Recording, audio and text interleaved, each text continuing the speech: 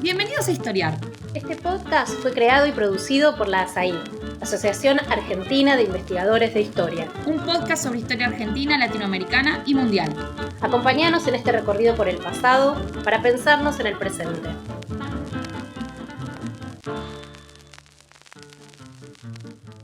Bienvenidos y bienvenidas a Historiar, el podcast de la Asociación Argentina de Investigadores en Historia. En mayo de este año, 2024, se cumplieron 100 años de la fundación del APRA, la Alianza Popular Revolucionaria Americana, que derivó luego en el Partido Aprista Peruano o en el llamado Partido del Pueblo. Nacida de las redes de estudiantes peruanos en el exilio y por impulso de su principal dirigente, Víctor Raúl Haya de la Torre, el APRA se convirtió en la fuerza política más importante de la historia del Perú contemporáneo. A través de esas redes y de su ideario, su influencia se extendió por toda América Latina, por supuesto, contando también inclusive por la Argentina. El APRA fue el primer partido moderno y de masas de Perú. En diálogo y tensión con el marxismo y las izquierdas, pretendió adaptar los problemas planteados por esa tradición a las perspectivas latinoamericanas. Construyó una organización sólida y una disciplina partidaria estricta, resistió la represión y se adaptó a los cambios de época, mostrando una notable flexibilidad ideológica. Para conversar entonces en el episodio de hoy sobre esa gran fuerza política latinoamericana y su trayectoria, estamos con dos especialistas, dos historiadores, que son Martín Vergel y Leandro Sessa. Hola Leandro, hola Martín, bienvenidos. ¿Qué tal, Juan Manuel? Gracias por la invitación. Hola, muchas gracias por esta invitación. Bueno, Martín Vergel, los presento, es doctor en Historia por la Facultad de Filosofía y Letras de la Universidad de Buenos Aires, investiga en el Centro de Historia Intelectual de la Universidad Nacional de Quilmes y es profesor de Historia de América Latina Contemporánea en la Universidad de San Martín. Y Leandro Sessa es doctor en Historia por la Universidad Nacional de La Plata, dicta clases ahí de Historia Latinoamericana en la Facultad de Humanidades y Ciencias de la Educación de esa universidad, y ambos han trabajado en distintos momentos sobre el APRA, sus redes intelectuales y sus conexiones con la historia argentina y la historia latinoamericana en general. Entonces, les propongo comenzar discutiendo un poco y conversando para la audiencia sobre la fundación del APRA, qué es lo que se celebra exactamente en este centenario de su fundación, cuáles son los hitos para pensar los orígenes, cuáles eran las redes intelectuales y políticas de las que surge el movimiento, cuáles sus principales figuras. Si les parece, comenzamos por ahí. Entonces, les pregunto, ¿cuál es el contexto en el que surge el APRA y qué es lo que se celebra ahora en 2024?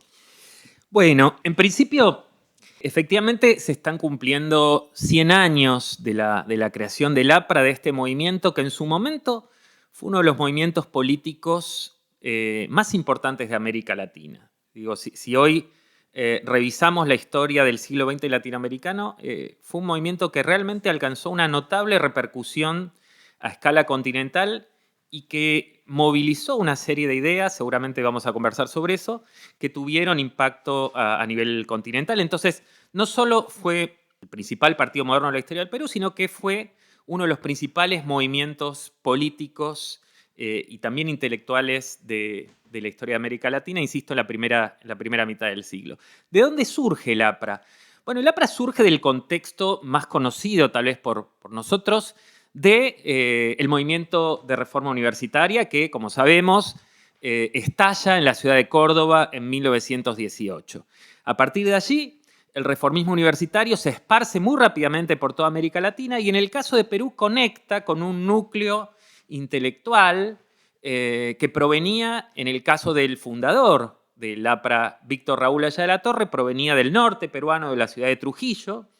Haya de la Torre llega a Lima en el año 1917 y va a ser, luego cuando se produce la llegada de la ola reformista al Perú, va a ser presidente de la Federación de Estudiantes Peruanos y va a ser el artífice de un espacio, de una institución que va a tener gran fama en el Perú y también en América Latina, que fue la Universidad Popular González Prada, así bautizada, una institución que después va a ser muy difundida por Aya La Torre y los apristas y muy apreciada en toda América Latina, al punto que se van a hacer otras universidades populares en otros lugares de América Latina, más o menos inspiradas por este modelo. Bueno, en ese contexto, este movimiento de estudiantes del Perú se va politizando, va asumiendo un cariz más y más antigubernamental en el Perú. Hay que decir que desde 1919 gobernaba en el Perú Augusto Leguía, un presidente autocrático que va tomando una deriva más y más autoritaria. Y desde la Universidad Popular, entonces, Aya La Torre lidera, ese es como su primer momento de líder político nacional en el Perú, lidera un movimiento antileguista y finalmente a partir de eso es expulsado del Perú. Eso es en octubre de 1923. Y poco después, desde el exilio, y este es un rasgo interesante, ¿no? Este movimiento que va a tener esa impronta tanto en el Perú como en América Latina, se crea desde el exilio, y el exilio de Aya, fue un exilio que lo llevó por muchas estaciones distintas del mundo, en varios países de América Latina, pero también en varios países de Europa, y de hecho, la que hoy se conoce como el momento de fundación del APRA, que es efectivamente el 7 de mayo de 1924, en el relato aprista, porque ahora podemos aclarar algo sobre eso, eso tiene lugar, ese acto, el 7 de mayo de 1924, en México, durante el exilio de Aya La Torre. Posteriormente, Aya va a continuar su exilio en otros lugares de Europa, va a Rusia ya en 1924, después se estaciona en Inglaterra, tiene varios viajes a París, después retorna a Centroamérica, México, ya estamos en el año 27, 28, etc. Y aclaro simplemente esto de la fecha. El 7 de mayo ha quedado consagrada como la fecha, la efeméride de creación del APRA. Y esto ya nos dice algo del personaje Aya de la Torre. Hace no tanto, ella hace 20 o 30 años, algunos historiadores observaron que en realidad ese día, si bien Aya de la Torre había presidido un acto en México, donde le hace entrega de una así llamada bandera indoamericana a José Vasconcelos, que en ese momento era el equivalente al ministro de Educación, en realidad no tiene exactamente lugar la creación de algo llamado APRA, que eso se da inmediatamente luego, en 1925, etc. Los historiadores han especulado por qué se fija esa fecha. En parte tiene que ver con la competencia con otras organizaciones antiimperialistas, pero digamos que estamos ante el centenario de la creación del APRA, pero estrictamente esa creación no se da el 7 de mayo, sino un poquito después. Bien, entonces, un primer comentario sería que el APRA es el emergente en Perú, es una de las flores de la reforma universitaria, ¿no? Digamos, es una de las expresiones que adquirió en América Latina la reforma universitaria, que tuvo distintas expresiones políticas en distintos países, y esta es una de las más vigorosas, las más consolidadas, o por lo menos de las que alcanzó mayor trascendencia. Surge ahí de esas redes, vos señalabas recién, Martín, hay ahí un episodio mítico de fundación, que es este acto con José Vasconcelos, que es una de las referencias, además, también para muchos de los jóvenes reformistas, maestro de la juventud y figura de la Revolución Mexicana, digamos así, o de los gobiernos posteriores a la Revolución Mexicana, que es también una de las referencias. Y este personaje, en sus exilios, esta trayectoria tan rocambolesca, ¿no? tan florida que tiene esta figura de Aya La Torre, elige ahí un momento para la fundación de lo que va a ser este movimiento político. Y yo voy a hacer otra pregunta, digamos, vinculada a la fundación, que tiene que ver con los comienzos de elaboración por parte de Aya La Torre y de sus colegas, de sus interlocutores, del ideario del APRA, ¿no? Hay otro momento, no sé, Leandro, si querés comentarnos sobre esto, que es la publicación en 1926 de un texto que publica en una revista del laborismo británico, que es What is the APRA, ¿no? Que es el APRA donde aparecen las primeras bases del ideario. ¿Querés contarnos un poco sobre ese texto? Sí, Bueno, como decía Martín, es un poco imprecisa la fecha de fundación o en qué momento el APRA se organiza, pero la primera vez en la que se difunde la sigla y se anuncia la creación de una organización con pretensión de alcance continental es en diciembre de 1926, cuando en Londres se publica en The Labour Monthly el artículo What is the APRA? ¿Qué es el APRA? Allí uno podría decir que Haya de la Torre logra condensar o sintetizar esa atmósfera antiimperialista en la que respiraban muchos de los dirigentes estudiantiles, dentro de los cuales estaba Haya de la Torre y el conjunto de estudiantes peruanos que se habían visto obligados a exiliarse. Y de alguna manera esta organización surge recogiendo ese ideario antiimperialista de otros referentes, algunos que eran considerados, como vos decías hoy, maestros de la juventud, el propio Vasconcelos, muchos argentinos, por ejemplo Alfredo Palacios, por ejemplo José Ingenieros, por ejemplo Manuel Ugarte. Es decir, que ese artículo de alguna manera recupera e intenta sintetizar ese ideario antiimperialista, y ahí se difunden los 5 puntos que durante buena parte del siglo XX van a seguir siendo invocados por la militancia aprista como un programa máximo al cual siempre acudir, o un conjunto de un ideario fundacional del partido, ¿no? Esos 5 puntos decían: acción contra el imperialismo yanqui, por la unidad de América Latina, por la nacionalización de tierras e industrias, por la internacionalización del Canal de Panamá, por la solidaridad con todos los pueblos y clases oprimidas del mundo.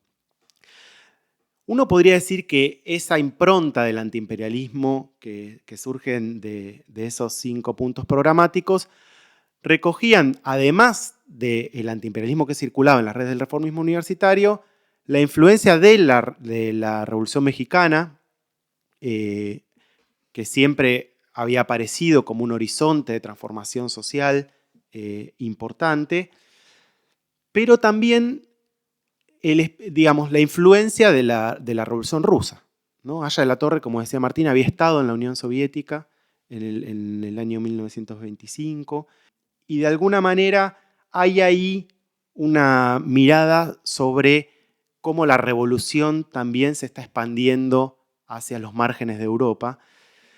Y hay en esta perspectiva una autoestima acerca de América Latina y el horizonte revolucionario mundial, ¿no? Bueno, en principio ese artículo, esta fundación programática del APRA que está en ese artículo de 1926, recoge un poco esa atmósfera. Luego, en los años siguientes, yo diría que hay una deriva hacia una mayor precisión doctrinaria del APRA que no está en este primer texto inicial. Este primer texto inicial lo que hace es diferenciarse del reformismo universitario y, sobre todo, diferenciarse de las organizaciones antiimperialistas que existían vinculadas centralmente al reformismo universitario. En ese texto de 1926, Haya menciona la Unión Latinoamericana, que era dirigida por Ingenieros y Palacios, y dice, bueno, esa organización se limitó a fines intelectuales. Pero también se refiere Haya a las ligas antiimperialistas que habían sido fundadas por los partidos comunistas en América Latina, y también dice de ella, no tenían un programa partidario, eran o son espacios solamente de propaganda y agitación. En esa diferenciación, Haya intenta delimitar la especificidad de esta nueva organización que propone fundar. Y a lo largo de los años siguientes va tratando de encontrar el lugar del APRA dentro del universo de organizaciones y actores del antiimperialismo latinoamericano. Lo hace diferenciándose cada vez más del comunismo. Eso se da, por ejemplo, en torno de la participación de Haya en un congreso antiimperialista celebrado en Bruselas en 1927. Se profundiza esa diferenciación con el comunismo. Congreso organizado por, grupos periféricos del comunismo, ¿no? Sí. O sea, es un congreso antiimperialista, digamos, que suma grandes figuras intelectuales, referentes en general, pero muy motorizado. Sí, satélite de la Internacional Comunista, digamos, ¿no? Y esa diferenciación se profundiza en un debate político-intelectual que Aya tiene con Julio Antonio Mella, un dirigente estudiantil cubano, exiliado también en México, porque Mella escribe un panfleto muy crítico del APRA, que se llama ¿Qué es el ARPA? Invirtiendo las siglas, ¿no? Pero con un dejo irónico y un dejo despectivo respecto de Aya de la Torre y su organización. Ahí lo que está en juego es, es la competencia por ocupar un lugar central en las organizaciones antiimperialistas y algunas cuestiones ideológicas o político-ideológicas respecto del antiimperialismo. Por ejemplo, qué lugar ocupa la clase obrera dentro de la hegemonía de un bloque de clases sociales vinculadas al antiimperialismo, el tiempo que tendría una fase transicional hacia el socialismo, ¿no? Esas discusiones doctrinarias se dan en ese intercambio. Y Aya de la Torre, en esa discusión con Mella, empieza a escribir un texto, un borrador de un texto donde esa doctrina del APRA empieza a tomar carne con mayor densidad, que son los borradores de lo que más tarde va a ser un libro muy canónico también en la historia del APRA, que es El antiimperialismo del APRA. Ese libro se empieza a escribir en 1928, pero recién se va a publicar en 1935 en Chile. Y tiene escasísima circulación en Perú. Recién se va a publicar El antiimperialismo del APRA en 1971 en Perú. Y no me parece un dato menor porque uno puede encontrar en el antiimperialismo del APRA un antiimperialismo muy vinculado a las tradiciones marxistas y al intento de inscribir al APRA dentro de las variantes del marxismo latinoamericano. Es muy claro en ese texto cómo las lecturas acerca de las particularidades de América Latina, que va a ser un elemento central en las perspectivas del APRA, del rol que juega el imperialismo en América Latina y de los posibles caminos hacia una sociedad socialista en donde se presenta el rol clave que va a tener el APRA como frente de trabajadores manuales e intelectuales, ahí se definen, se explican en un diálogo constante con las tradiciones con el marxismo, digamos, ¿no?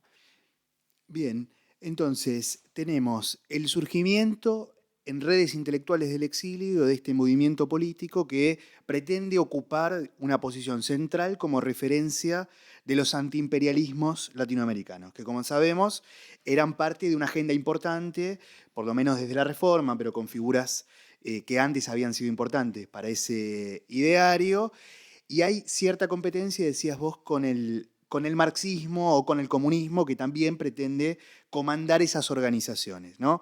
Aya de la Torre en sus textos toma ideas, referencias, algo de el herramental intelectual y doctrinario del marxismo, pretende disputar con el comunismo la interpretación y la conducción política de ese movimiento.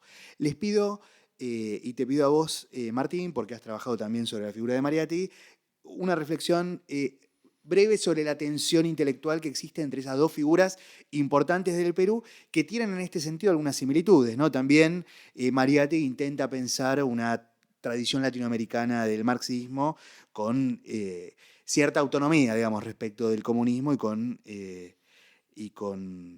sus singularidades. Y tienen, por lo menos en esta primera parte, una trayectoria que parece caminar en paralelo, ¿no? ¿Podés contar algo sobre la relación entre ellos? Sí, antes querría agregar una cosita. Me parece que, por un lado, estamos colocando al APRA dentro de las familias de las izquierdas, efectivamente tuvo un momento marxista, pero me parece que para entender el fenómeno del APRA y de Aya de la Torre hay que entenderlo como fue una gran novedad política en el contexto latinoamericano de los años 20, como cuando irrumpe un fenómeno que cautiva por lo menos por unos años. Entonces digo, ¿por qué esto es interesante?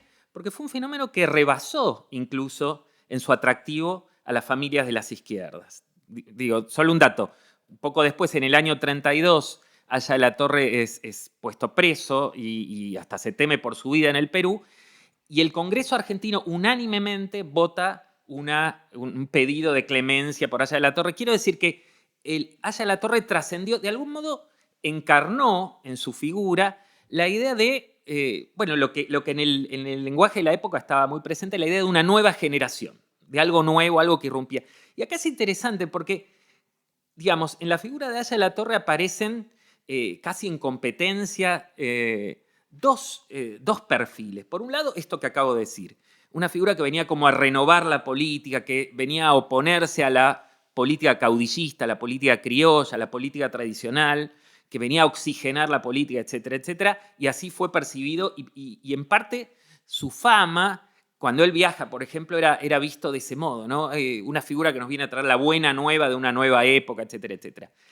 Y bastante rápidamente, al mismo tiempo, una figura que empieza a desarrollar prácticas políticas mucho menos, que uno puede pensar mucho menos propias de esa representación de una figura pura, porque esa era la imagen. Una figura, la primera vez que Mella lo ve a Aya Latorre, dice, este es Ariel, es una figura casi celestial. Sí. Lo escribe en un texto, Mella en el año 1923, antes de la ruptura. Entonces me parece interesante para entender el porqué de su influjo, esos dos elementos que van a ser contradictorios, ¿no?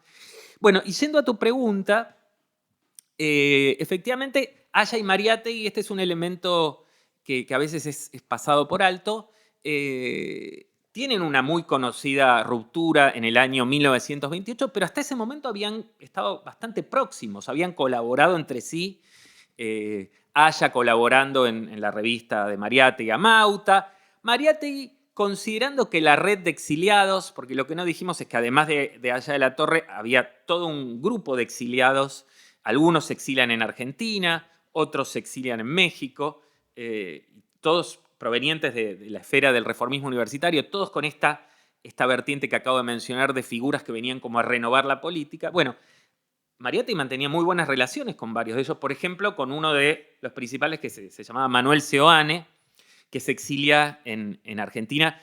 Paréntesis, Manuel Seoane se quejaba del jugador de fútbol de Independiente, Manuel Seoane, que era famoso en ese momento porque decía, vengo a la Argentina y hay un Manuel Seoane más famoso que yo, la chancha Seoane. Pero la verdad es que en esos años en Argentina, Manuel Seoane tiene una impronta importante. Bueno, entonces, si Aya y Mariátegui colaboran bastante estrechamente hasta el año 28, en el año 28 se produce una ruptura, ¿no?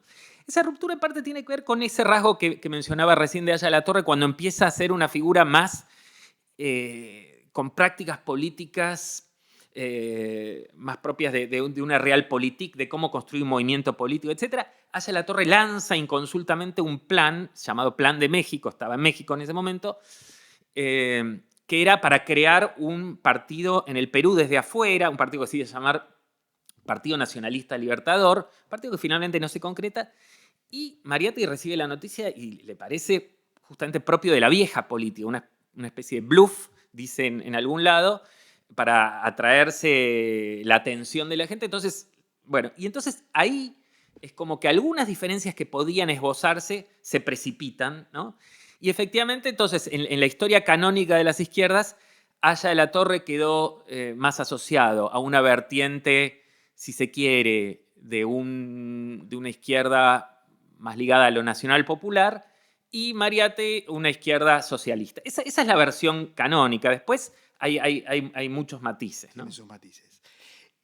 Una pregunta más para concluir este bloque. Vos recién mencionaste el exilio a comienzos de los 30 de Aya de la Torre y el consenso que consigue incluso en la Argentina como una figura así, renovadora y transversal, digamos, ya fuera de ese ámbito circunscripto a la familia de las izquierdas, ¿no? Para pensar esa trayectoria hacia los 30 y hacia los 40, si quieren, Aya de la Torre se exilia, había sido candidato a presidente, ¿verdad? En las elecciones de 1931. Yo les quería preguntar por ese momento de la historia del APRA y por su conversión en partido político, ¿no? De ese primer momento de movimiento intelectual, digamos, con figuras en el exilio y esta red de textos, de cartas de correspondencia, redes intelectuales que van circulando a los exilios, a su consolidación como una fuerza política propia del Perú. ¿Querés comentar algo sobre esa coyuntura o sobre...? Bueno, en ese momento efectivamente es una coyuntura muy, muy importante en la historia del APRA. Efectivamente es un quiebre. El APRA tiene muchas etapas, ¿no? Eso es importante tratar de no unificar todas sus épocas, que son muy cambiantes. Pero esa coyuntura es muy importante. Dijimos que hasta el año 30, que es cuando cae Leguía, estos jóvenes están en el exilio, tienen mucho éxito como divulgadores, como propagandistas, etc. Pero en el año 30 cae Leguía y todos deciden volver al Perú y fundar la versión peruana del APRA, el Partido Aprista Peruano, que rápidamente se va a transformar en un fenómeno de masas. En el año 31, efectivamente, Haya de la Torre, que regresa en ese momento, se presenta como candidato a presidente y está a un tris muy cerca de ganar las elecciones. Se transforma y ahí es cuando surge el epíteto de Partido del Pueblo. Ahí incluso hay una discusión acerca de, es un tema muy debatido, como sabemos, en la historia latinoamericana, en la historia en general. Se suele decir que ese es uno de los primeros momentos populistas de la historia latinoamericana, ese momento donde con el APRA surge un primer tipo de apelación populista. Bueno, más allá de esa discusión, lo cierto es que se transforma en un partido con una enorme capacidad de penetración en la sociedad peruana, fundando células en todas las regiones del Perú, en algunas con mayor éxito, en otras con menos éxito, pero teniendo una implantación muy rápidamente, muy velozmente, una implantación muy veloz. En muchos sectores, fundamentalmente sectores de trabajadores, había una retórica dirigida a, como decía Leandro, ¿no? Dirigida a los trabajadores manuales, los trabajadores intelectuales, y ahí hay un punto bien interesante. Haya de la Torre va a tener un discurso explícito sobre las clases medias. Y ese es un fenómeno que incluso podría dar para pensar más ampliamente cómo ha sido la relación de las izquierdas con la cuestión de las clases medias en general. Pero hay un discurso explícito, entonces también incorpora a parte de las clases medias. Y después, según las regiones, y después hay otra dimensión que todavía no hemos mencionado, pero que es muy importante, que es el discurso indigenista del APRA. Entonces ahí también hay una apelación y un elemento que permite al APRA atraerse parte de la población indígena que era mayoritaria en el Perú. Entonces esa coyuntura es muy importante, pero va a ser una coyuntura que va a durar muy poco porque Haya de la Torre pierde las elecciones del 31, triunfa Sánchez Cerro, que era un candidato de la derecha, con inclinaciones incluso filofascistas en algún punto, y entonces en el año 32 Sánchez Cerro emprende una política de persecución muy tenaz contra el APRA, que entonces debe pasar a la clandestinidad. Muchos de sus dirigentes caen presos y muchos otros deben exiliarse, y comienza un periodo que en la literatura sobre el APRA, y a partir de un nombre que proviene del propio discurso aprista, se conoce como la Gran Clandestinidad, que dura hasta el año 45. Hay pequeños interregnos, pero donde hay aperturas, pero en general dura hasta el año 45, y entonces es un APRA que se desarrolla como movimiento popular, pero desde la clandestinidad, lo cual trae otros problemas, ¿no? Sí, además, durante los años 30 se profundiza también la construcción de un partido a partir de sus redes de exiliados, porque, como decíamos hoy, se había fundado en torno de redes exiliares vinculados con el contexto de la reforma universitaria y las persecuciones que había hecho Leguía contra los militantes estudiantiles peruanos, pero en los años 30, con la continuidad de las persecuciones, nuevamente el continente se transforma en un espacio de contención de los comités apristas de exiliados que se crean en distintos países de América Latina, con particular fuerza o presencia en México, Chile y Argentina, sobre todo, ¿no? Hay una particularidad respecto de estas redes de exilio que tal se puede sumar para pensar ese momento, que es justamente cómo se generan solidaridades internacionales y se van tramando vínculos transnacionales en torno de este partido, en donde de alguna manera en los años 30 los apristas recuperan el prestigio y la visibilidad continental que habían ganado en sus años fundacionales, ¿no? Entonces para ellos rápidamente es fácil y aparte se ocupan de hacerlo, gestar esas redes de solidaridad a partir de los contactos que tienen con figuras del mundo universitario, pero que en los años 30 esos mismos actores universitarios también habían dado el paso hacia los partidos políticos. Por ejemplo, en el caso de Argentina, es interesante ver cómo, bueno, en los años 20, Manuel Sebane, que había estado exiliado, un dirigente casi el segundo de Haya en la historia del APRA, Luis Heysen, entre otros, se habían integrado a la vida política universitaria, habían formado parte de la Unión Latinoamericana. En los años 20, Heysen intenta que la Unión Latinoamericana, que era conducida por Alfredo Palacios, se incorporara al APRA, funcionaba como una especie de sección de intelectuales del APRA. Esa pretensión tenía, absorbente, digamos, ¿no? Expansiva tenía el APRA. Cuando en los años 30 se vuelven a exiliar a Argentina, bueno, Palacios, entre otros, ya están integrados al Partido Socialista. Y es el Partido Socialista un partido que se mira en espejo con el APRA. El Partido Socialista en Argentina, ¿no? Se mira en espejo. Hay muchas declaraciones en donde los socialistas dicen el APRA es en Perú lo que es el socialismo en Argentina. De hecho, yo diría que un canal de fuerte difusión del APRA en América Latina es la revista Claridad, que era dirigida por Antonio Zamora, que tenía vínculos con el socialismo. De la misma manera, la revista Repertorio Americano en Costa Rica es otro espacio de mucha amplificación de las luchas del aprismo y de los idearios apristas en el continente. Y es notable cómo los apristas todavía tienen una marca de distinción con respecto a la militancia política, al tipo de militancia que mantienen en los 30. Martín decía, bueno, eran vistos como la renovación de la política. Y esa renovación, y Martín lo ha estudiado específicamente, tenía que ver con un carácter heroico, o como él lo ha llamado, como desmesurado también de su ideario revolucionario. Y ese carácter heroico se mantiene y se profundiza a partir del funcionamiento clandestino de las persecuciones que sufren en Perú.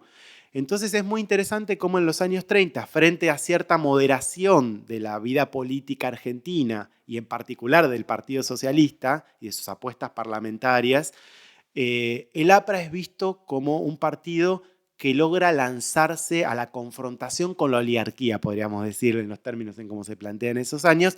De hecho, por ejemplo, Luis Heysen había estudiado agronomía en la Universidad Nacional de La Plata, y en los años 30 es invocado como el Cuco, que es como el sobrenombre que toma Heysen en Perú a propósito del manejo de las armas y de su capacidad de evadir las persecuciones de la policía peruana. Muy bien, vamos a un breve corte y volvemos. Este es el podcast de ASAI, la Asociación Argentina de Investigadores en Historia. Te invitamos a asociarte y a seguirnos en las redes, en Twitter, en Facebook, en Instagram. Podés encontrar toda la información sobre la asociación en nuestra página, asai.org.ar. Te esperamos todos los sábados con un nuevo episodio de Historiar sobre los grandes temas de nuestro pasado, abordados por especialistas e historiadores profesionales de manera rigurosa y cordial. Seguimos con nuestro episodio de hoy. Muy bien, retomamos el episodio de Historiar. Estamos conversando sobre el APRA con Leandro Sessa y Martín Vergel. Martín, vos decías recién, nos quedaba pendiente una indagación un poco más detenida sobre algunas de las cuestiones programáticas, digamos, del APRA, sobre algunas de las ideas que Haya de la Torre y que aparecen en los textos de la APRA, y en particular vos decías, no hablamos todavía sobre el lugar que tiene el indigenismo y la reflexión sobre la cuestión indigenista en una fuerza que tiene, dijimos, como mito fundacional la entrega de una bandera indoamericana, ¿no? Comentanos un poco, entonces, cuál es el lugar del indigenismo en el ideario del APRA. Los años 20, que es el momento de surgimiento del APRA, son un momento de florecimiento en toda América Latina de indigenismos en plural, ¿no? Hay distintos trabajos que han mostrado, por ejemplo, una historiadora como Alejandra Maile ha mostrado la pluralidad de los indigenismos de la época. El APRA lo que hace es, de ese contexto plural, tomar la cuestión indígena y transformarla en una bandera y movilizarla políticamente con un enorme éxito, al punto que entonces, para muchos contextos latinoamericanos, la cuestión indígena va a tener uno de sus referentes principales en el APRA. La palabra clave o una de las palabras claves en ese momento va a ser un término que Haya de la Torre toma como una de las banderas, que es el nombre de Indoamérica.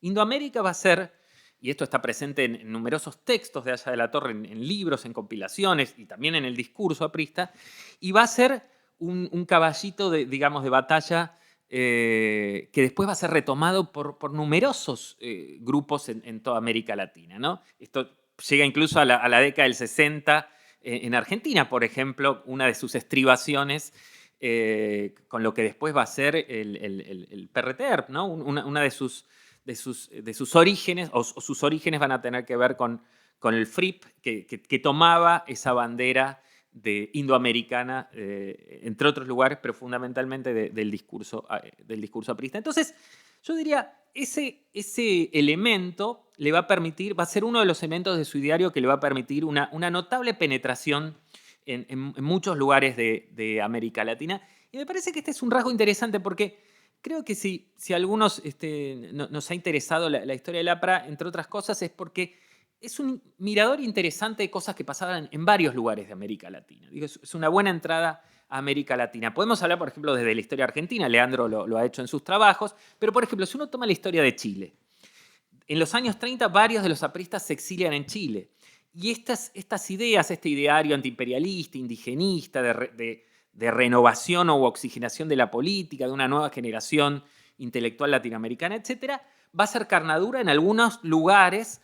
Y así como el Partido Socialista Argentino toma como un referente al APRA, lo mismo va a suceder con el Partido Socialista Chileno, que también incluso va a adoptar símbolos apristas. Su himno, por ejemplo, la Marsellesa aprista, va a ser tomado también o reversionado por el Partido Socialista Chileno. Lo mismo va a ocurrir, por ejemplo, con algunas empresas ideológico-culturales, como por ejemplo una editorial muy importante liderada por exiliados apristas, como fue la editorial Ercilla, etcétera, etcétera. Lo que quiero decir entonces es que hay diversas usinas ideológicas o culturales en las cuales el APRA tiene impacto en distintos lugares de América Latina. Y acá entonces, además de señalar la importancia o podríamos decir, cierta originalidad o cierto éxito en lograr condensar algunas ideas fuerza que tuvo el APRA, también tuvo un lugar muy importante su vínculo con lo que podemos llamar genéricamente la cultura impresa.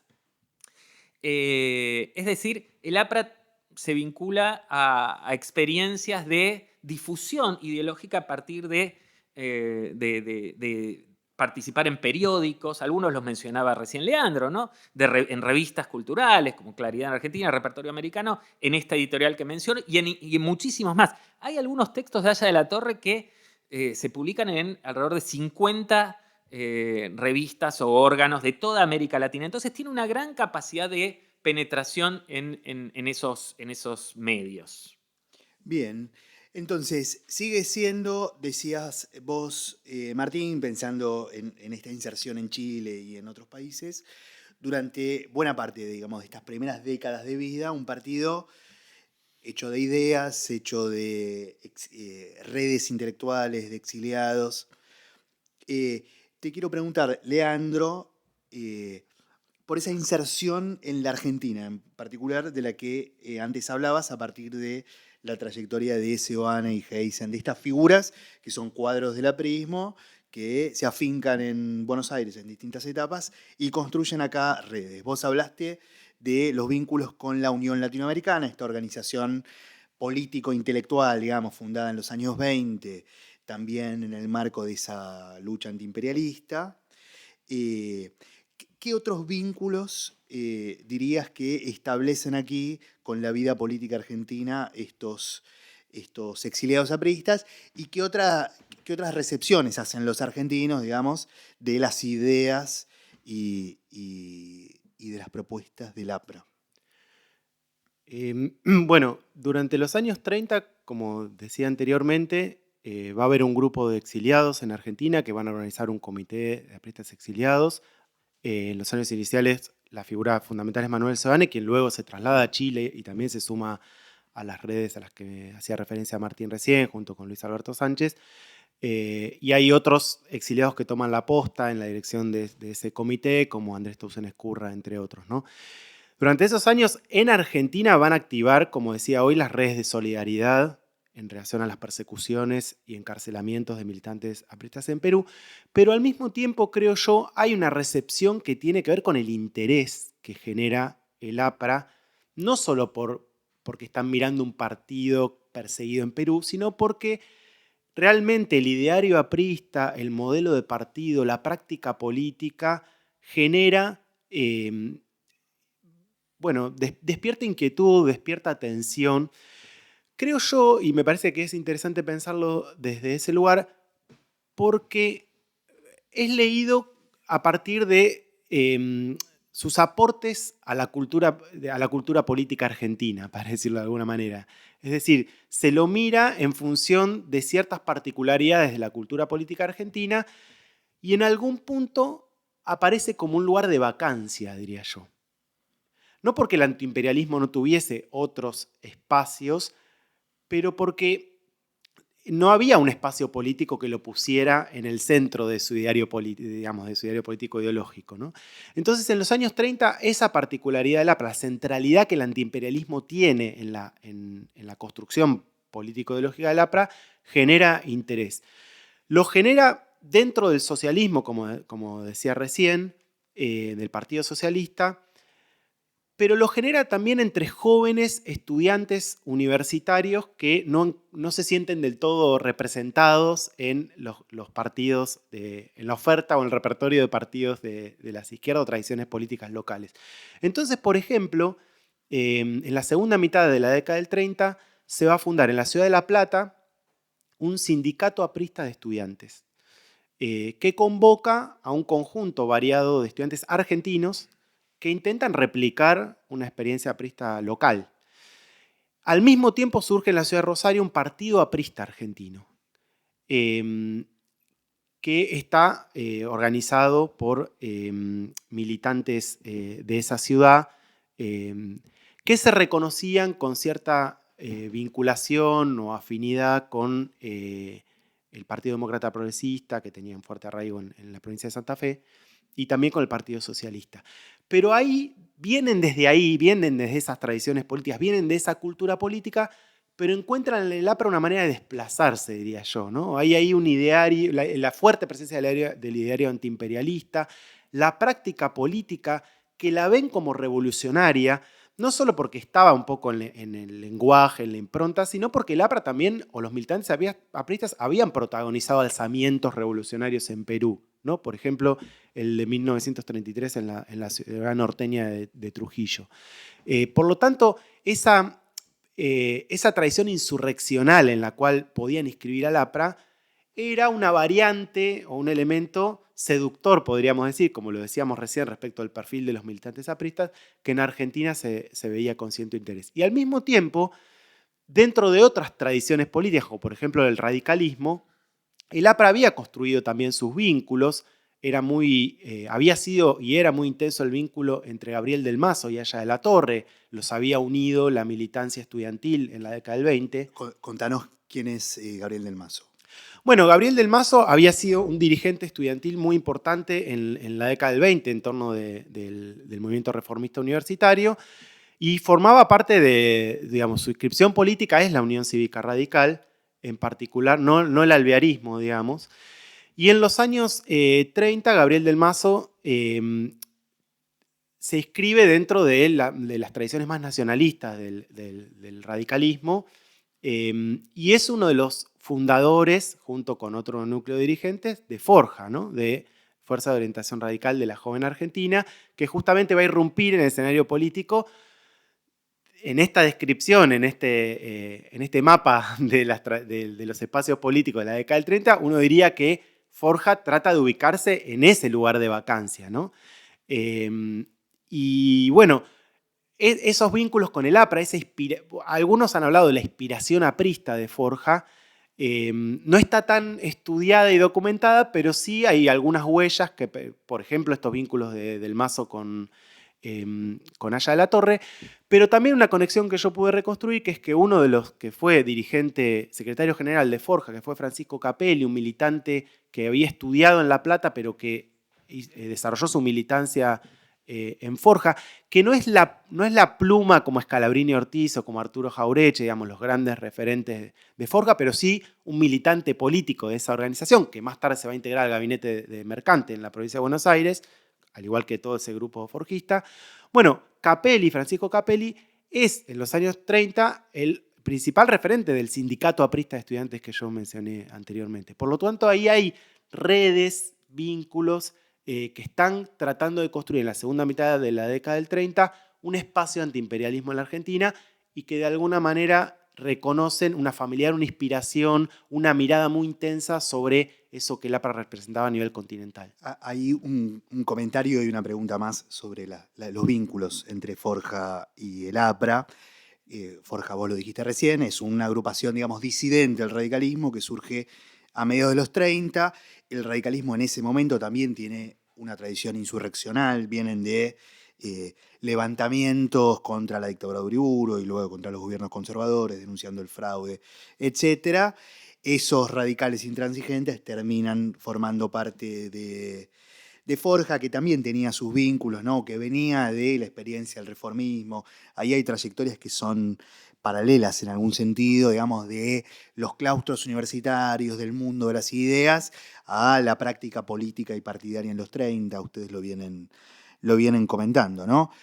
El APRA tenía un eslogan, un leitmotiv, que solo el APRA salvará el Perú. Forja retoma la idea, ¿no? Y proclama en muchas de sus publicaciones, solo Forja salvará la Argentina. No aparece esa rima. Esa familiaridad, ese espejo con esa sigla. Los apristas argentinos también se habían apropiado de esa sigla y firmaban solo el APRA salvará a la Argentina. Sí. Con lo cual ahí hay un lenguaje compartido que tiene que ver con la inscripción común en este universo del antiimperialismo más nacionalista que se va desplegando en los años 30. Es cierto que esa familiaridad de Forja con el APRA se empieza a dar cada vez menos con otros referentes del APRA que también en los años 30 se van inclinando más hacia la adscripción del APRA en las redes más de un liberalismo. Entre la segunda mitad de la década del 30, en el contexto del ascenso del fascismo, el antifascismo como una cultura política extendida en América Latina también en esos años, y creo que eso se va a profundizar en los años 40, ¿no? Es decir, Haya de la Torre, de alguna manera, subordina el ideario anti-yanqui, que había sido una marca muy fuerte fundacional de los años 20, y se acerca más a las redes del panamericanismo de ese periodo. Luis Alberto Sánchez también va a hacer una espada muy fuerte de defensa de las redes anticomunistas del panamericanismo. Y en esos años, digamos, yo diría, los grandes dirigentes del APRA y las redes del exilio tienen más que ver con las denuncias que sufren los apristas en Perú y el esfuerzo por inscribir al APRA entre las redes democráticas latinoamericanas, y se van un poco despegando de estos otros espacios que intentan seguir pensando al APRA con, como se decía en algún momento entre los jóvenes apristas, las ideas del aprismo auroral, digamos. Y una pregunta más para cerrar este segmento, pero ¿cómo ves los vínculos entre el APRA y el peronismo que está surgiendo ahí a mediados de los 40 en la Argentina y que está en parte alimentado por algunas ideas de los forjistas que van a parar? Algunos de los forjistas van a parar al peronismo y llevan algunas de sus ideas, también algunas de sus consignas, inspiradas en las del APRA, hacia el peronismo. ¿Cómo ves esta complejidad de los vínculos en este contexto? Es un vínculo efectivamente complejo y de muchos desencuentros. Uno, como decía Martín hoy, uno podría decir el APRA es parte de algún momento de la historia de América Latina en donde cierta práctica o cultura populista se está gestando, y uno por esa razón tendería a escribir al peronismo y al aprismo en una misma corriente de ideas o de tradiciones políticas. muchos se han encargado de reforzar esa asociación, sin embargo, yo diría que en los años 40, en la segunda parte de la década del 40, esa relación es muy tensa. Es tensa en parte porque esos actores que inscriben al APRA en las redes democráticas y del anticomunismo panamericano de los años 40-50 no quieren saber nada con acercarse al peronismo. Y el propio Perón, me parece, tiene una tendencia a expandir las ideas del justicialismo argentino y de buscar alianzas con un sentido muy pragmático. En algún momento puede ver en el APRA la posibilidad de que sean potenciales aliados del peronismo, sobre todo entre 1945 y 1948, cuando el APRA forma parte de una experiencia de Frente Democrático en Perú, durante el gobierno de Bustamante y Rivero, pero ya a partir del gobierno de Odría, que es un militar que da un golpe en 1948, el peronismo busca alianza con Odría. Sin embargo, por ejemplo, en el año 52, apristas exiliados se acercan a Perón con el objetivo de que los ayude a organizar un alzamiento contra Odría en Perú. Y Perón los recibe. Y, por ejemplo, hay una anécdota que se cuenta en las memorias de un militante aprista, que cuando recibe a los apristas, Perón les dice: durante muchos años mi libro de cabecera fue El antiimperialismo del APRA. Bueno, probablemente Perón le decía esas cosas a la mayoría de la gente con la que se entrevistaba, pero no deja de ser significativo que conociera la obra allá en la Torre y que pudiese retomar ese vínculo con los apristas utilizando una memoria en común, y esa memoria tenía que ver con las tradiciones antiimperialistas en donde el APRA y el peronismo se podían reconocer.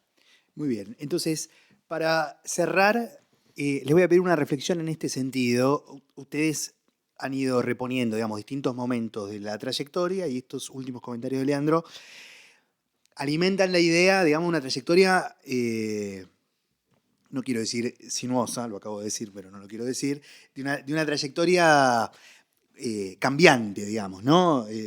Zigzagueante, con distintas estaciones, con una gran flexibilidad para adaptarse a distintos contextos de ideas, contextos políticos, ¿no? En un marco muy singular, además, que es el de una fuerza política, un movimiento, un partido incluso, perseguido, y que sin embargo consigue perdurar en el tiempo, ¿no? Digamos, con las redes de exiliados, con las redes intelectuales, pero bueno, todas cosas que sabemos requieren un esfuerzo de organización, de disciplina y de militancia todavía mayor, ¿no? En un marco de adversidad. Sabemos, en la última parte del siglo XX, el APRA tiene todavía una estación más, digamos, hacia la socialdemocracia, incluso hacia el neoliberalismo. Entonces les quería pedir una reflexión final, si quieren, sobre esta estación final o sobre la trayectoria en el largo plazo, digamos, del APRA en el Perú, sobre estas cualidades que lo hicieron perdurar en el tiempo y que le dieron un lugar central en la historia del Perú y, como ustedes dijeron, también en la historia latinoamericana.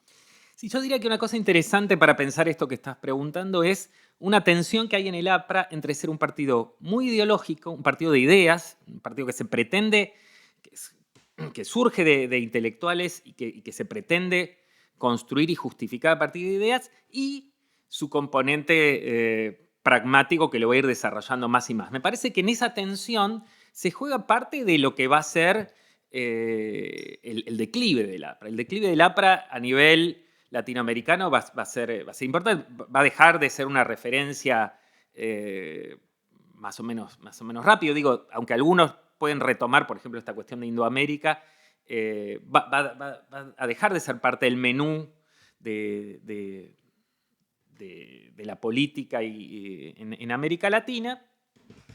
Y también sucede lo mismo en el Perú, ¿no?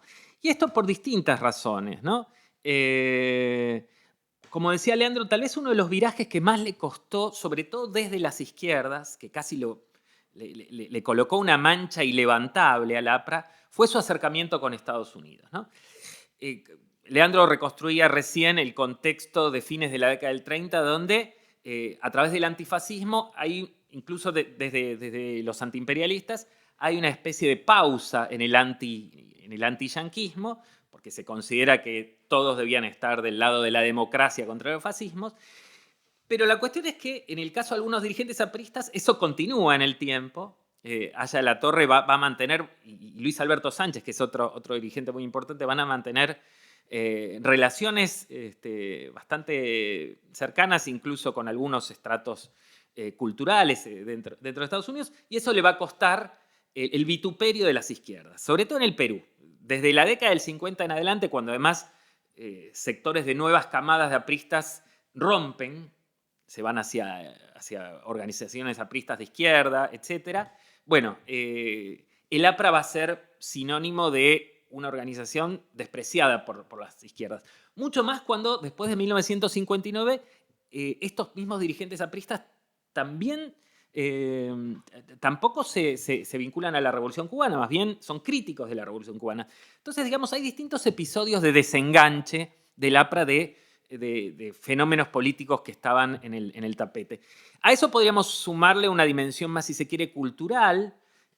Al APRA, a muchos dirigentes, se desengancharon también de lo que, a grosso modo, podemos llamar los procesos de modernización cultural de la década del 60, o desde antes, pero muy típicamente en la década del 60, y ciertamente, y como un elemento también de continuidad, el contexto de persecución que hubo, en este caso, del lado de las derechas sobre el APRA. Aya de la Torre va a tener mucha dificultad para ser, aun cuando el APRA seguía siendo en el Perú un partido con una gran popularidad, para ser candidato, lo va a poder ser muy pocas veces y finalmente nunca triunfa, nunca logra ser presidente a pesar de ser el partido más popular.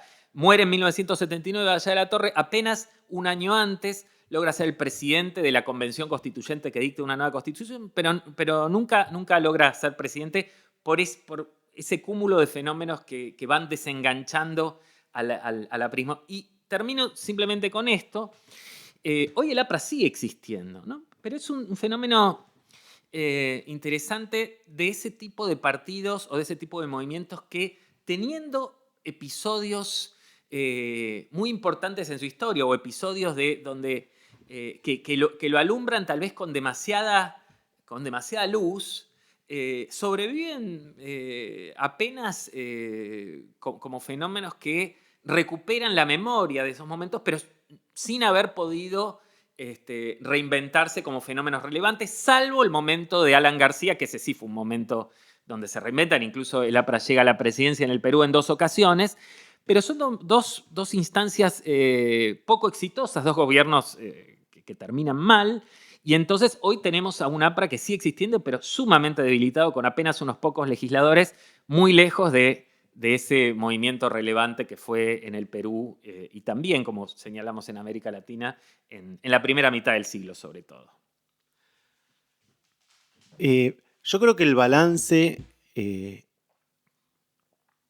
puede ir por distintos lados. En principio, creo yo, y esperamos haber podido transmitir eso en el relato y en las respuestas a tus preguntas, se puede revisitar la relevancia que efectivamente el APRA tuvo en la historia de América Latina en relación con sus aportes y su impacto en las culturas políticas de distintos países y en la conformación de una trama transnacional de la política latinoamericana, digamos, ¿no?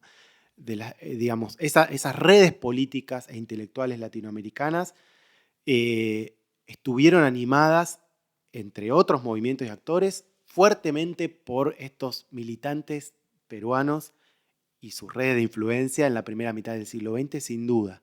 De hecho, conversamos con Martín y yo le decía, yo creo que hasta los años 60 el APRA es más, y Aya de la Torre es más importante de Mariátegui en su impacto continental. Luego, Mariátegui va a recuperar o va a ganar, a partir de los años 60, muchísima más influencia entre las izquierdas de América Latina en relación con prestigio intelectual. Con un prestigio intelectual y con una serie de herramientas o perspectivas teóricas para pensar los marxismos latinoamericanos, los movimientos sociales y políticos latinoamericanos. Pero hasta los años 60 yo creo que el APRA la influencia, el impacto continental del APRA es muy importante. Y creo que visibilizar eso lo pone en un lugar en la historia distinto a esa perspectiva muy centrada en su participación en la política peruana solamente, digamos, ¿no? Entonces creo que en los últimos años la historia como disciplina, ¿no? El esfuerzo de reconstrucción histórica, al cual han aportado distintos investigadores, historiadoras de distintos lugares del continente, han permitido visibilizar, iluminar de otra manera esa real influencia que el APRA había tenido. Ese ya es un motivo para destacar la importancia del APRA. Y al mismo tiempo creo que es interesante cómo el APRA permite, digamos, a través de la historia del APRA se podría hacer una especie de historia de la política de América Latina, ¿no? Vos lo mencionabas hoy, ¿no? Respecto de esos virajes, pero que también da cuenta de cómo el APRA condensa en distintos momentos cierta atmósfera política y de ideas que se pueden leer a través de sus derivas, ¿no? Bueno, este antiimperialismo más ligado a la reforma universitaria en los 20, su acercamiento al marxismo, su inscripción dentro de la cultura más populistas o nacional populares en los años 30, su acercamiento a las redes del panamericanismo anticomunista en el contexto de la posguerra de los años 50, sus derivas en los años 60 con un desprendimiento juvenil hacia la lucha armada. De hecho, en los años 60, en finales de los 50 y 60, existió una organización que se llamaba APRA Rebelde y que optaba, inspirada en el foquismo y en las luchas de las guerrillas, buscó ese camino y después se integró a otras organizaciones armadas revolucionarias. Su impronta, diríamos, socialdemócrata en el gobierno de Alan García en los 80, su viraje hacia cierta empatía con las políticas neoliberales en el segundo gobierno de Alan García en los años 2000, el impacto de las corrientes antipolíticas y su crisis en los años, como decía Martín, en los años actuales, en donde no se ha podido reinventar o no se ha podido reacomodar. Es decir, uno puede a través del APRA un poco reconstruir distintos momentos de la historia de América Latina.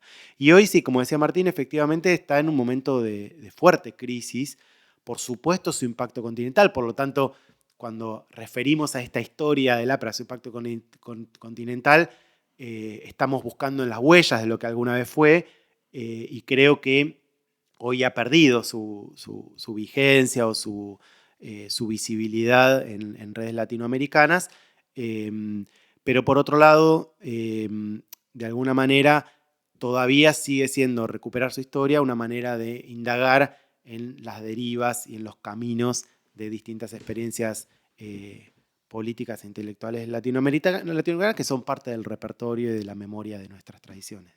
Bueno, muchas gracias. Entonces, con estas reflexiones nos despedimos. Gracias, Leandro. Gracias, Martín. Gracias a vos. Un gusto conversar con ustedes. Un gusto también. Y a la audiencia le decimos que nos encontramos la semana que viene con un nuevo episodio de Historiar.